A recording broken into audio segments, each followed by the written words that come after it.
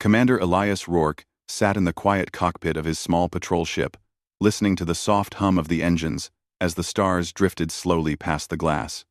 It was supposed to be another simple night along the outer rim, the kind of duty no one really wanted but everyone eventually took. Out here, space felt endless, empty, and far away from the busy human colonies. Most days, Elias only heard the faint static of background radiation, or the occasional ping from a navigation buoy. But tonight, something changed. A sharp, broken sound cut through the silence. At first, he thought it was just interference. The nebula nearby often messed with signals, bending them in strange ways. But when Elias leaned forward and increased the volume, he realized this was no random noise. It was breathing shaky, frightened breathing, and something like a voice trying to speak through static. He could not understand the words, but the fear inside them was clear. Then came another sound, low and rough, like claws scraping stone. Elias felt his posture tense. He checked the instruments twice. The transmission was weak, almost fading in and out, and it came from deep inside the uncharted nebula they were told to avoid. He knew the rules. No flying into unstable electromagnetic fields. No solo rescues. No entering unexplored moons without support. But Elias also knew something else. Humans had a simple rule buried deep in their bones. If someone called for help, you answered. He replayed the message again. The breathing grew faster, and the strange growl echoed closer. The voice on the other end whispered something like a last plea. Elias did not know her language, but fear needed no translation. There was no way he could ignore that. He switched control to manual and turned his ship toward the swirling blue and purple fog of the nebula. The navigation system flashed warnings on the screen. Magnetic instability, sensor disruption, travel not advised. Elias dismissed them one by one. He typed a short note into the ship log, writing only that he was investigating an unidentified distress signal. He knew the command center would not like this, but he also knew they would understand later if he made it back. As his ship entered the nebula, the colors outside the cockpit window twisted into bright rivers of light. Electric arcs ran across the bow, like ghostly fingers. The ship shook every few seconds as magnetic waves hit it from different angles. Elias gripped the controls tightly, guiding the vessel deeper into the storm. The signal grew stronger, but so did the interference. Shadows flickered on the screen. Some looked like rocks, some looked like moving shapes. After several long minutes, he found a small moon hidden behind a thick cloud of ionized dust. It was dark, cracked, and wrapped in constant lightning storms. The distress signal pointed directly to its surface. Elias slowly lowered the ship into the atmosphere, pushing through heavy wind and bright flashes of sky fire. The ship touched down with a rough thud. The moment he stepped outside in his exosuit, he felt the static shaking the ground like distant thunder. The air was filled with small, floating sparks that danced around him. He scanned the area. The signal came from somewhere close, but the rocks and uneven cliffs made it hard to see far. He climbed a ridge and instantly froze. At the site below, a young alien girl sat at the bottom of a shallow crater, hugging her knees tightly. Her skin glowed softly with pale light, and her suit was torn in several places. Her small beacon flickered like a candle about to die. Surrounding her, moving slowly and quietly, were four-legged creatures with thick armor plates and mandibles that clicked together like metal blades tapping. Their eyes glowed a cold blue, like they lived for the hunt. The girl whispered something when she spotted Elias, her voice tired and broken. She pointed weakly at the beasts, but could not stand. The creatures turned at the sound, focusing on him, ready to strike. Elias did not hesitate. He activated his exosuit's shockwave generator. A deep pulse of energy exploded outward. lifting dust and rocks into the air. The beasts stumbled, sliding back as the ground trembled under them. Before they could recover, Elias deployed 2 small drones from his shoulder plate. They shot bright flares into the sky, flooding the crater in sudden light. The animals hissed and retreated from the brightness, circling farther out.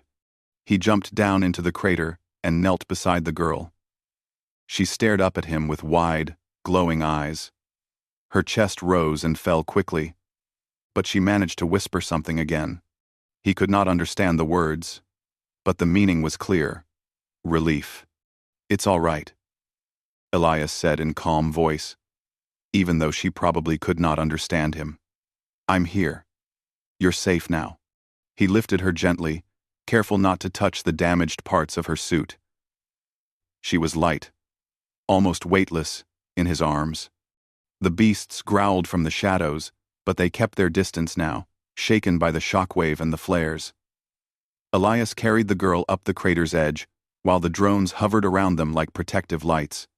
Once they reached the ridge, the girl pointed toward the sky, then to her wrist device, trying to explain something. Elias checked his scanner. The storm above made communication almost impossible. Even with his ship, sending a signal through this nebula would be difficult. But he knew one thing for sure. She needed medical help, and her people might be looking for her. He walked back toward his ship, keeping his suit powered for another shockwave if the beasts returned. The girl rested her head against his chest plate, exhausted but no longer afraid. Every few seconds, she looked up at him with mixed wonder and confusion, as if she had never seen a human before. Elias reached the ship and carefully set her inside the medical pod. As the scanner ran across her, showing injuries but nothing fatal, he let out a slow breath he didn't realize he had been holding. He had found her just in time.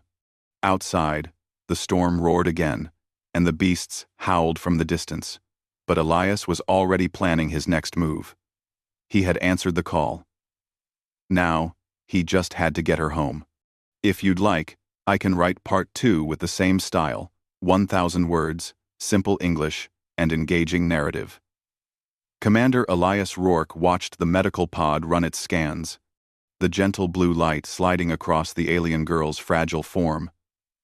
Her breathing was steadier now, but she still looked worn out, as if she had been fighting fear long before the beasts ever surrounded her.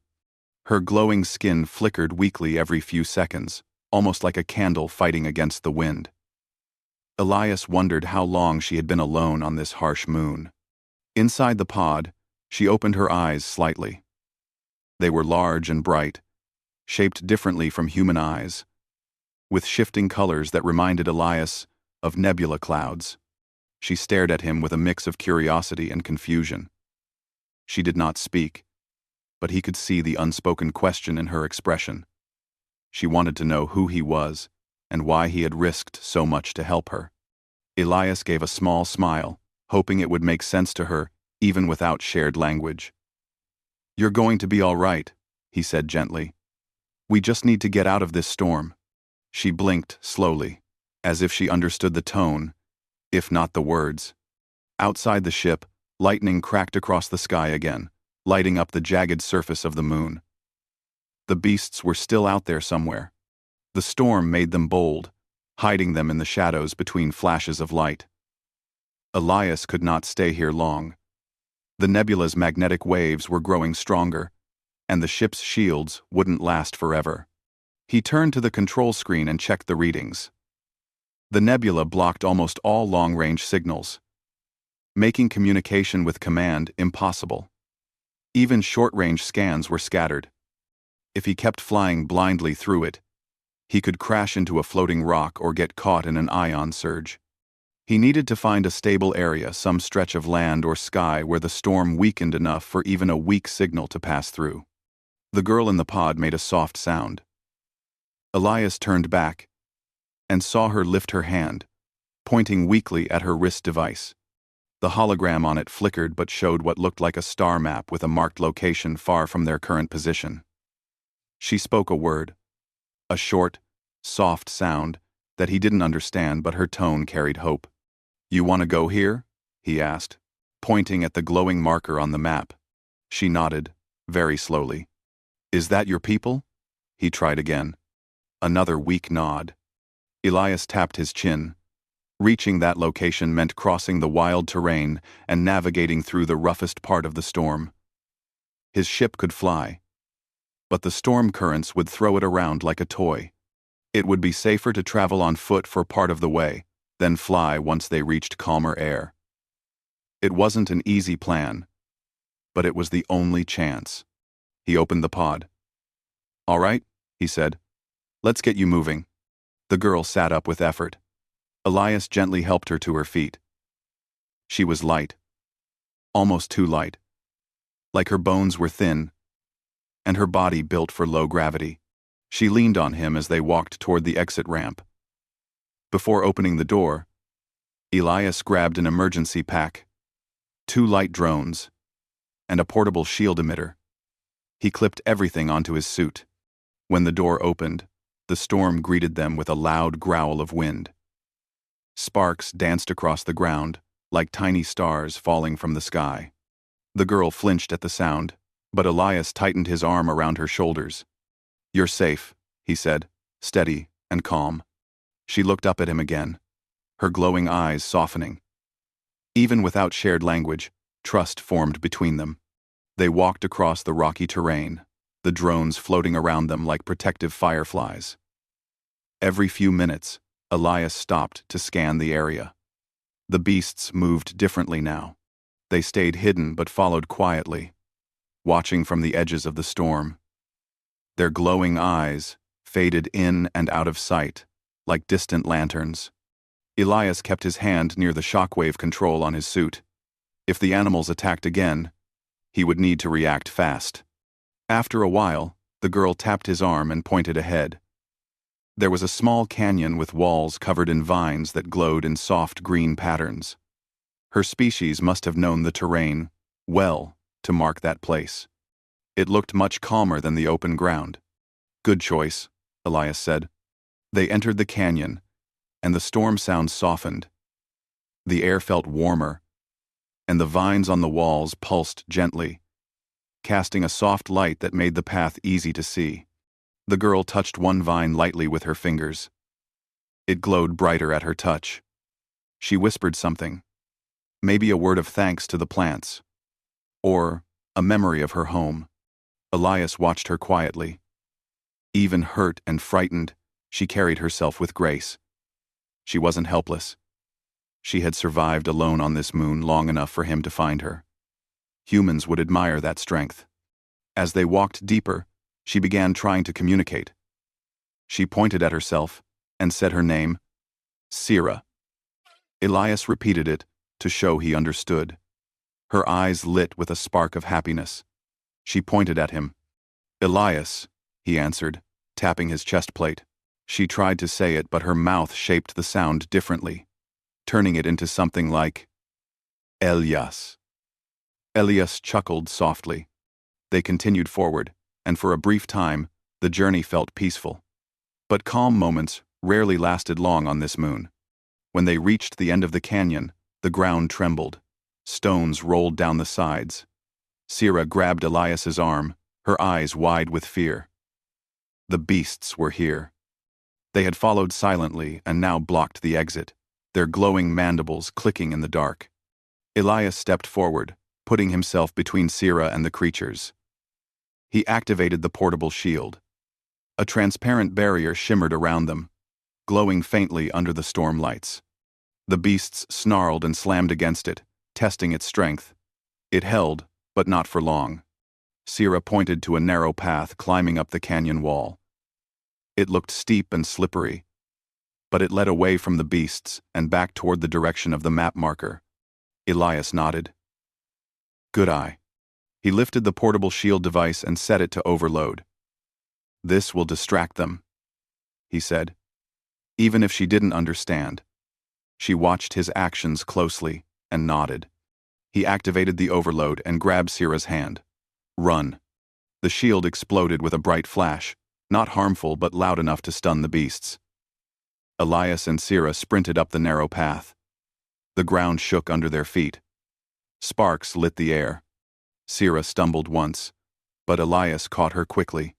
They reached the top, just as the beasts recovered. Breathing hard, Sira leaned against him. Elias looked out at the land ahead. The storm calmed slightly in this direction. The marker on her wrist map pointed toward a distant ridge covered in shimmering light. "Almost there," he said softly. "I'll get you home." Sira looked up at him with grateful eyes. Even through the storm and danger, a small smile finally appeared on her face. "If you want, I can write part 3. Also 1,000 words. Same style and tone." The ridge ahead shimmered with pale blue light, like the air itself was bending under the pressure of the storm. Elias studied it carefully, while Sira caught her breath beside him. The climb out of the canyon had been rough, and her steps were weak. But her eyes stayed focused. She was determined to reach the place her map pointed to, no matter how difficult the journey became. Elias adjusted the emergency pack on his back and looked at her wrist device again. The glowing marker pulsed slowly, calling them forward like a distant heartbeat. Sira touched the symbol gently, then pointed north. Elias nodded. Even if she could not speak his language, her gestures were clear now. She wanted him to follow her people's route. A path she likely learned during her training before everything went wrong.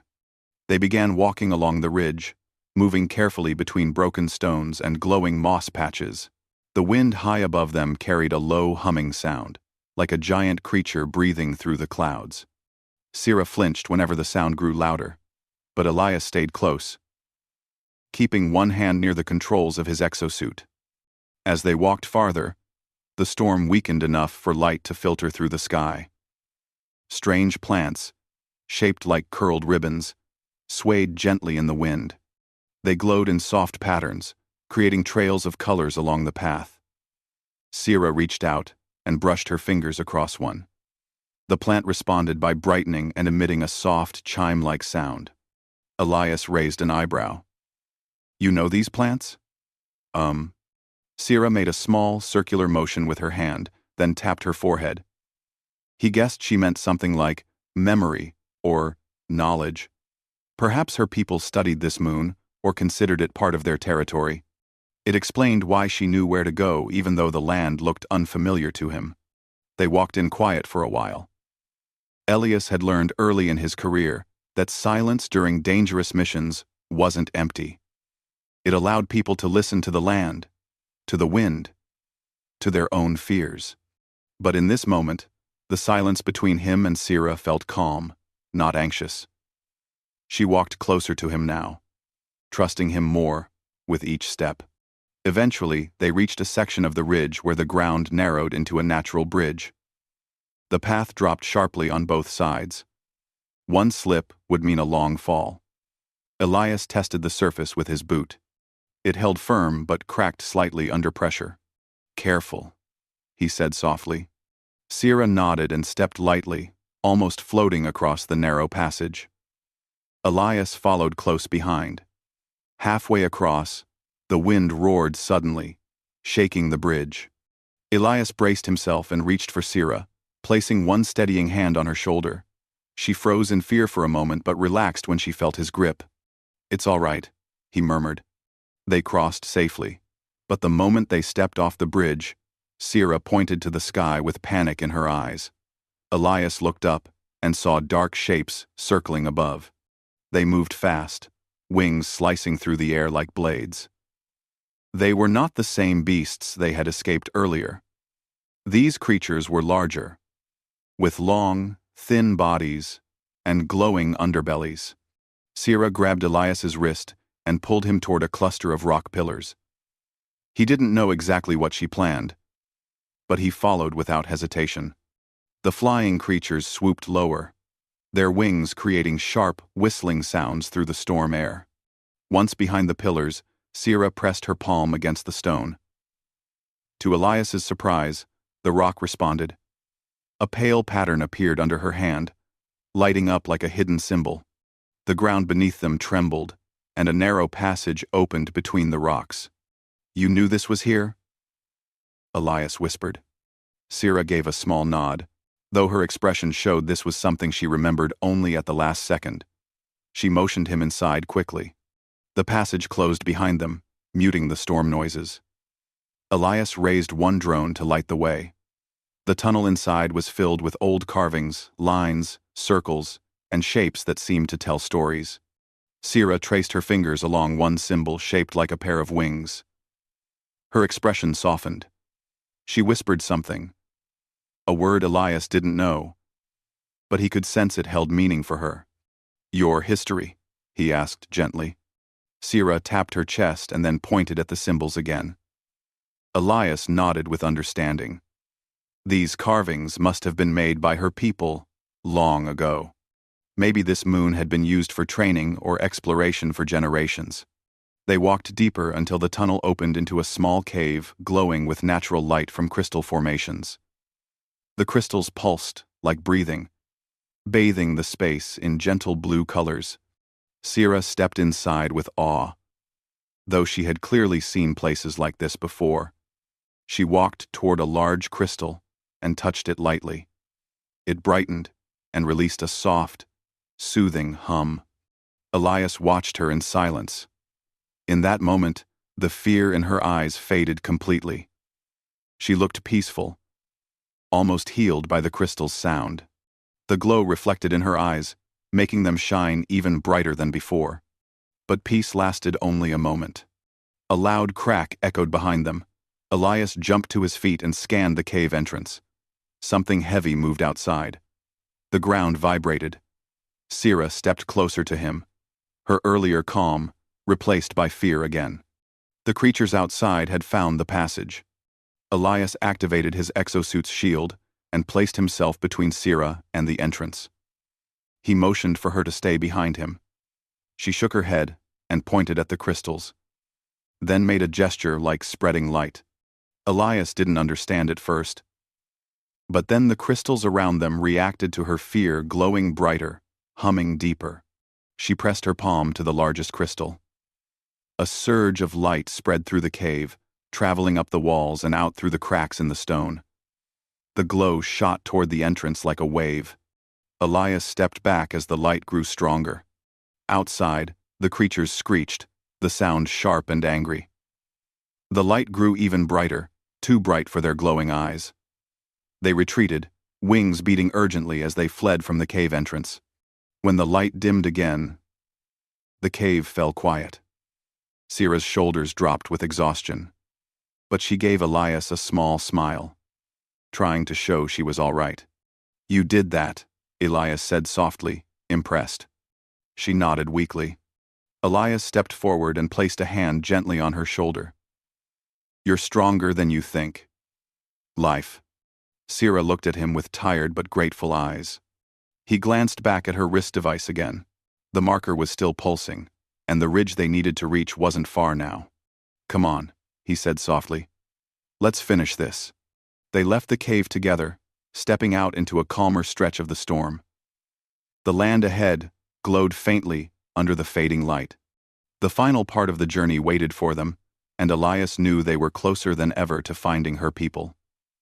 Elias and Sira walked out of the glowing cave and stepped back onto the open ridge. The storm above had calmed slightly, but the sky still flickered with thin streaks of blue lightning. The air felt heavy, as if the world was holding its breath. Sira looked tired, but her eyes stayed focused on the distant ridge where her map's marker pointed. The closer they got, the more hope flickered across her face. Elias scanned the horizon. The land ahead was rough, a mix of broken stone, twisting roots, and wide cracks in the ground that glowed from the strange energy running under the surface. It looked dangerous, but not impossible. The real problem wasn't the terrain. It was the feeling in the air. Something about the silence felt wrong. Stay close, Elias said softly. Sira nodded and took a careful step beside him. They moved slowly across the ridge, weaving between jagged rocks.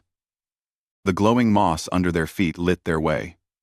Sira touched her wrist device again and showed Elias that the marker was pulsing faster now. They were close, very close. A small smile formed on her face. But it didn't last.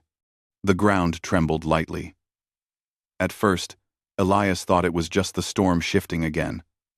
But then the tremble grew stronger, shaking loose stones down the ridge and echoing under their feet. Sira froze. Her glowing skin flickered quickly, a sign of fear. Elias lowered his stance, ready for trouble. Something's coming. They didn't have to wait long. From behind a distant cluster of rocks, the first beast appeared.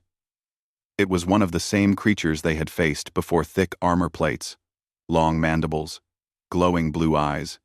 But this one was larger than the rest, almost twice the size of the ones in the crater.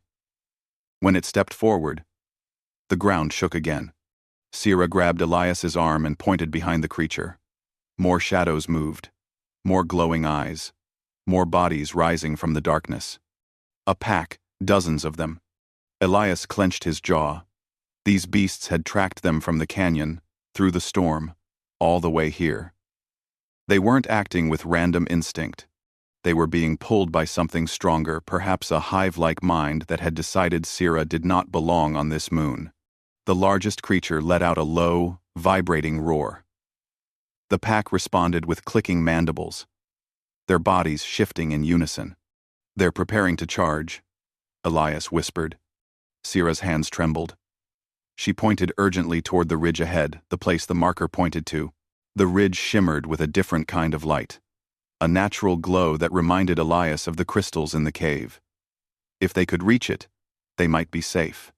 Maybe Sira's people had technology built into that area. Maybe a signal could break through the storm from that height. But the beast stood between them and their goal. Elias stepped forward, placing himself in front of Sira. "I'll hold them off. When I move, you run." Sira shook her head immediately. She grabbed his arm harder, shaking her head again. Fear and courage both visible in her eyes. She didn't want to leave him behind.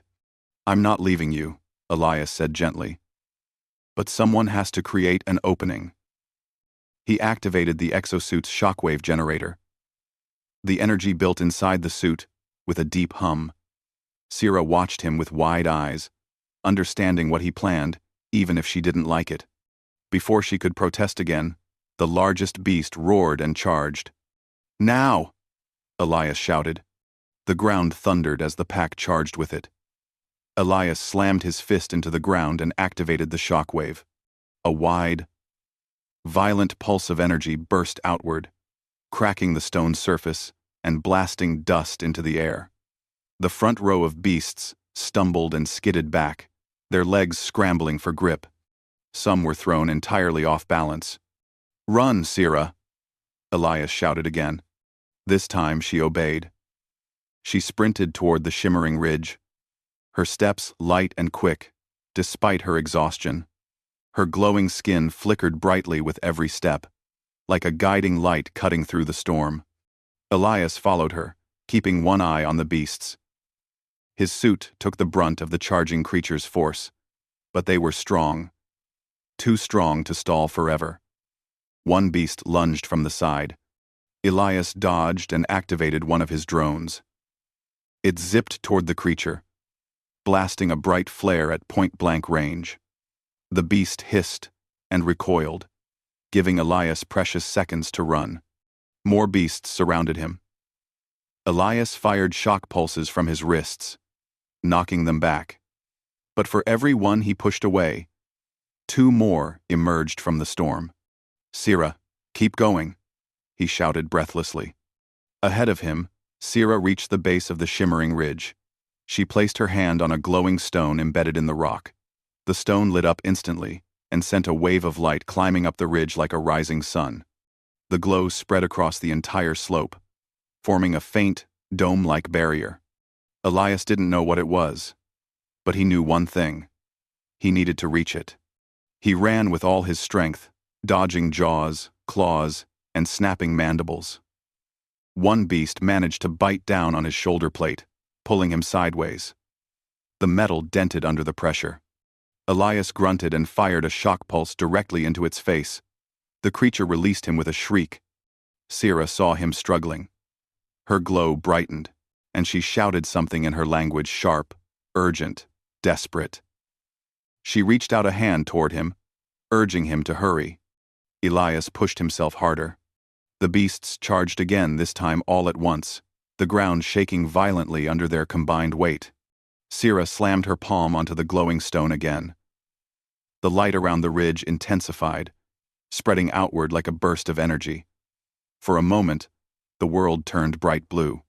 Elias leaped forward, crossing the edge of the glowing barrier, just as the wave of light exploded outward.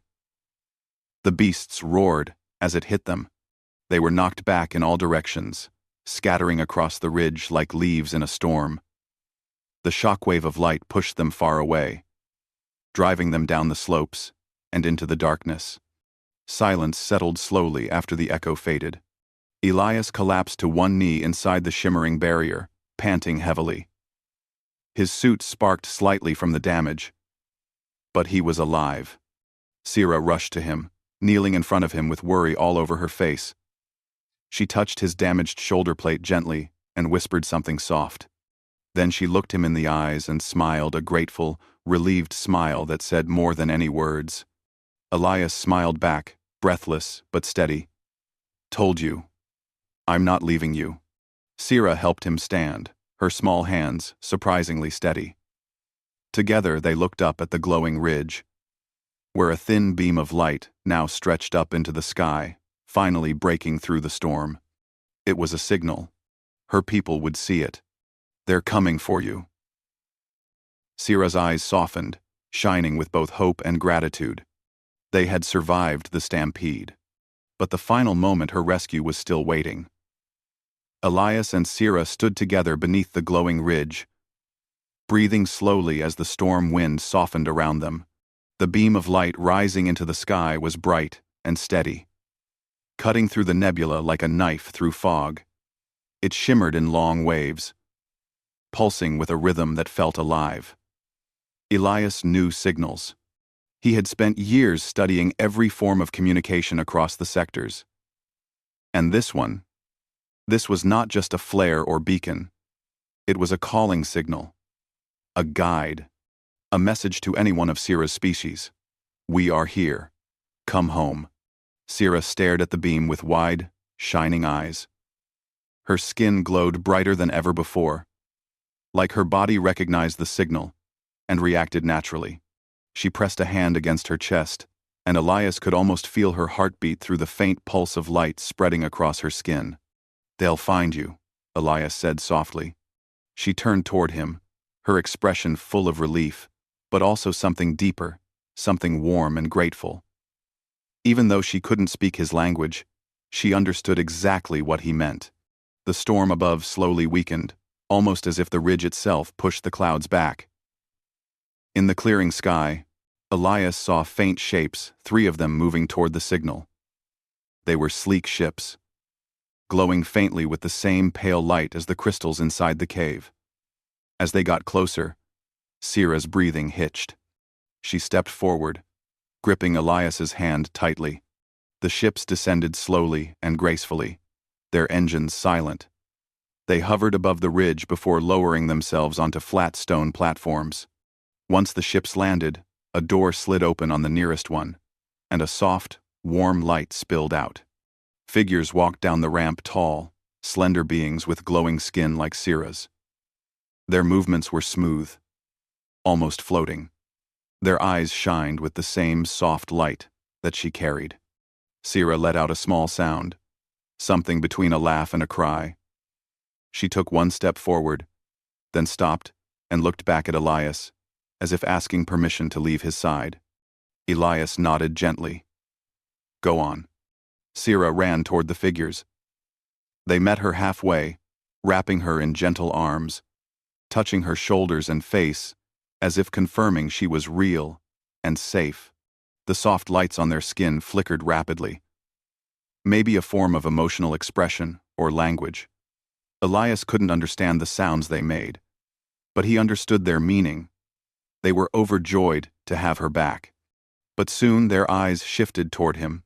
A group of them walked forward cautiously, their glowing eyes studying his exosuit, his tired stance, and his damaged armor. Elias straightened slightly, unsure of how they would react to a human appearing in such a dangerous place. One of the beings, taller than the rest, approached him. The light under their skin glowed in calm waves. They stopped a few feet away, lifted a hand, and placed it on their own chest. A greeting. Elias copied the gesture. Sira stepped beside the tall figure and pointed to Elias, speaking quickly in her language. Her voice held excitement and deep emotion. She gestured to the ridge, the storm, the land behind them, telling the whole story with her hands. She pointed at the distant beasts, then at Elias's cracked armor. Her voice softened when she described something. And Elias didn't need to understand the words to know what she was saying. That he had protected her, helped her, and saved her. The tall being listened carefully, then turned back to Elias. They lowered their heads slightly, a gesture of respect. The crystals on their suit brightened in a soft pattern. Sira's eyes glowed brighter, full of gratitude. Elias smiled lightly. "I'm glad I found her in time." Sira took his hand suddenly, squeezing it with a warmth that surprised him. She looked up at him and whispered something, a word he didn't know. But her tone was filled with deep meaning. Maybe it was her way of saying thank you, or goodbye, or both.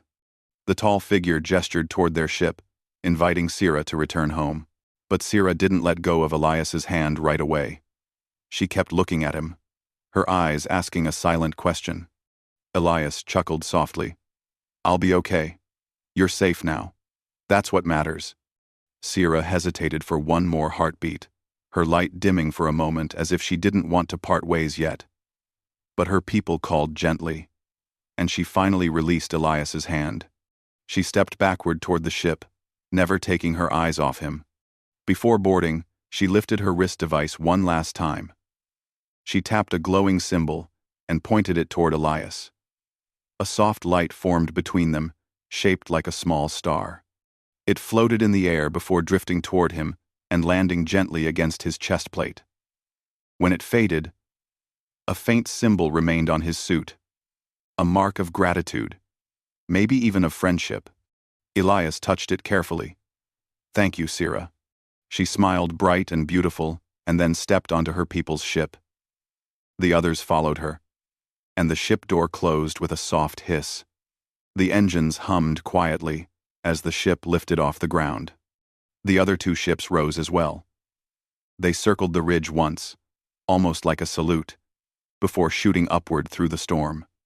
Their glowing trails cut through the clouds, leaving peaceful light behind. Elias watched them disappear beyond the nebula. The ridge grew quiet. The beasts had fled far into the darkness, and the storm slowly drifted away. The world finally felt calm. Elias let out a long breath he hadn't realized he was holding. His suit's systems flickered weakly, reminding him he had his own journey back home to make. He tapped his wrist communicator, hoping the interference had weakened enough. "This is Commander Elias Rourke," he said. "Mission log update. The distress signal was real.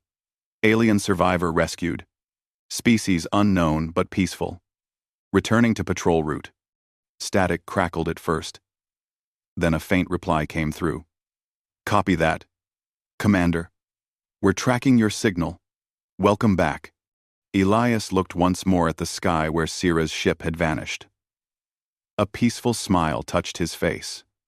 He didn't need a medal or a report to tell him what he had done. He had answered a call for help. He had saved someone who had no one else to rely on. Humanity didn't always get things right. But when it came to the simple act of helping someone in need, they never failed. Elias stepped toward his ship, feeling the quiet hum of the ridge behind him. As he climbed aboard, he glanced again at the glowing mark Sira had left on his suit.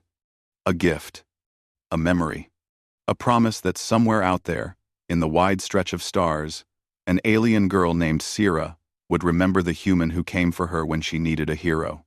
He smiled, settled into the pilot seat, and lifted off into the calming sky. If you want, I can write an epilogue, bonus chapter, or even a full novel version of the story.